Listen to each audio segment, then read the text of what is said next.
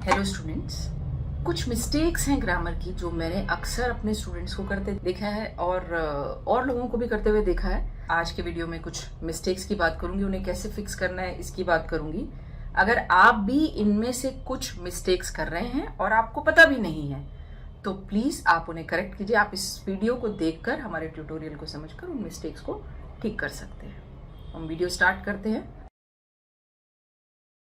देखिए, पहला जो एक गलती मैं अक्सर देखती हूँ ना अपने स्टूडेंट्स को या वैसे भी इंडियंस को करते हुए, कोप अप ही बोलते हैं हमेशा, जबकि कोप अप होता नहीं है। या तो सिर्फ कोप होता है या फिर कोप विद भी होता है। ठीक है, कोप करने का मतलब होता है COPE। कोप करने का मतलब होता है किसी ट्रबल से, किसी चैलेंज से सक्सेसफुली पार पा लेना, डील कर लेना। There is too much pressure these days, many students find it hard to cope। देखिए, कोप यहाँ एक वर्ब की तरह यूज हुआ है और यहाँ पर कोई कोप अप शब्द नहीं आया है, अप वर्ड नहीं आता, ये गलत यूज करते हैं। अक्सर मैंने देखा है many students find it hard to cope up बोल देते हैं। It all got too much for me and I could not cope। वह मेरे लिए ये वो जो स्थिति थी वो कुछ ज़्यादा ही हो गई और मैं कोप नहीं कर पाई। It is sometimes difficult to cope with depression. हाँ, आप अगर किसी चीज़ से कोप कर रहे हैं, किसी चीज़ पे विजय पाने की कोशिश कर रहे हैं, उससे पार पाने की कोशिश कर रहे हैं, तो फिर आप कोप विद का इस्तेमाल करते हैं। एक और देखिए, नेक्स्ट मिस्टेक जो ये तो बहुत ही कॉमन है। अगर अपना नाम बताना होता है तो लोग कहते हैं माई सेल्फ। जैसे मेरा नाम है स्वाति, माई सेल्फ स्वाति, तो ये गलत है। माई सेल्फ स्वाति नहीं होता। माई सेल्फ एक रिफ्लेक्सिव प्रोनाउन है और इसको देखिए, इसको कहने का तरीका, अगर आप कैजुअली किसी से बात कर रहे हैं तो यू कैन सिंपली से हे आई एम स्वाति। हाँ, अगर आप अपने किसी फॉर्मल किसी जगह पर हैं, अगर आप किसी एक फॉर्मल सिचुएशन में हैं, अपने कोलीग्स के साथ भी आप सिंपली आई एम स्वाति कह सकते हैं। लेकिन अगर आप किसी इंटरव्यू वगैरह में हैं, थोड़ा फॉर्मल होने की अगर आपको ज़रूरत है तो आप कहेंगे hello my name is Swati, या good morning my name is Swati. तो माई सेल्फ स्वाति कहना गलत है, इसको नहीं बोलेंगे आप। अच्छा, इसी तरह से अपनी इंट्रोडक्शन देते हुए कई बार लोग कहते हैं I belong to Shimla, I belong to Chennai. आप किसी क्लब को बिलोंग करते हैं, किसी पॉलिटिकल पार्टी को बिलोंग कर सकते हैं, किसी ग्रुप को बिलोंग कर सकते हैं। आप स्टैंडर्ड इंग्लिश को अगर देखें, अगर सही इंग्लिश को देखें, तो आप किसी सिटी को बिलोंग नहीं करते। बेहतर है आप कहें आई एम फ्रॉम शिमला या आई एम फ्रॉम इंडिया। एक और अपनी इंट्रोडक्शन देते हुए लोग कहते हैं I stay in Delhi, I stay in Delhi. देखिए, आई स्टे इन दिल्ली नहीं होता। स्टे जनरली कुछ वक्त के लिए होता है, बट अगर आप परमानेंटली किसी जगह पर रहते हैं तो आप कहेंगे आई लिव इन दिल्ली। हाँ, आप ये कह सकते हैं I am staying at ABC hotel, I am staying at किसी का घर। I stay with my friends when ever I visit London. आप कुछ दिनों के लिए टेम्परेरी वे में, टेम्परेरी तरीके से, टेम्परेरी ड्यूरेशन के लिए अपने दोस्तों के घर में रहते हैं, तो फिर आप स्टे करते हैं उनके यहाँ। एक और मिस्टेक है, इंट्रोडक्शन देते हुए नहीं पर लेते हुए लोग कहते हैं what is your good name.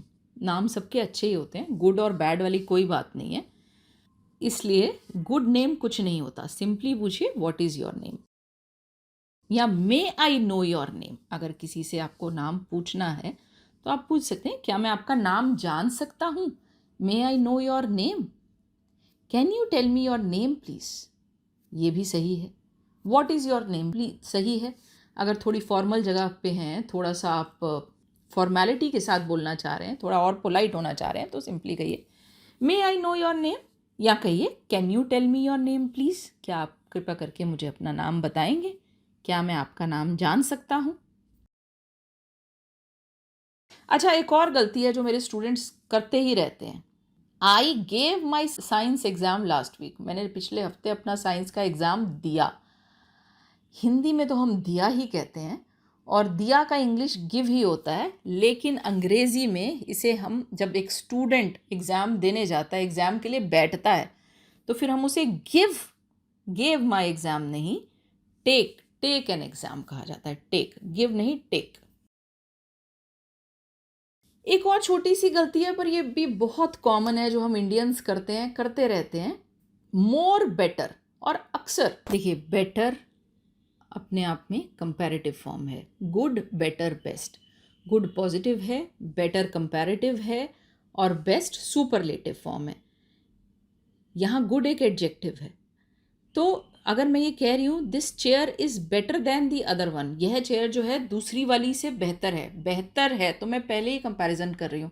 ज़्यादा बेहतर, मोर बेटर का कोई सेंस नहीं बनता, एटलीस्ट जहाँ तक अंग्रेज़ी का सवाल है, मोर बेटर का कोई सेंस नहीं बनता।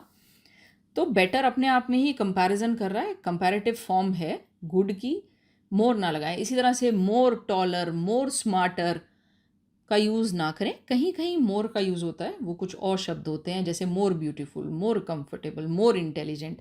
बट अगर एक शब्द पहले ही कंपैरेटिव फॉर्म में है, कंपैरेटिव शब्द है, तो उसके आगे मोर लगाने का ज़रूरत नहीं है। एक किस्म से आप अपनी बात को रिपीट कर रहे हैं, जो ग्रामेटिकली गलत है। ठीक है, बेटर ये कन्वे कर रहा है कि दो के कंपैरिजन में एक दूसरे से बेहतर है, तो मोर लगा के आप उस बात का मीनिंग ग्रामेटिकली गलत कर रहे हैं। आई होप आप मेरी बात समझ रहे होंगे। अगर इसके बाद भी आपको कोई कन्फ्यूजन्स रह जाती हैं, please you feel free to contact us, you can write us messages. So आज के लिए इतना ही। आई एम श्योर आज आपने कुछ इम्पॉर्टेंट लर्न किया है और कुछ गलतियां अब आप अवॉइड कर पाएंगे। यहाँ मैं आपको याद दिला दूँ कि हमारे चैनल पे इसके अलावा भी बहुत सा कंटेंट है, बहुत सा यूज़फुल कंटेंट है, मुझे कहना चाहिए।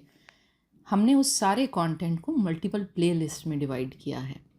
हम आपको ग्रामर और वोकैबुलरी सिखाते हैं।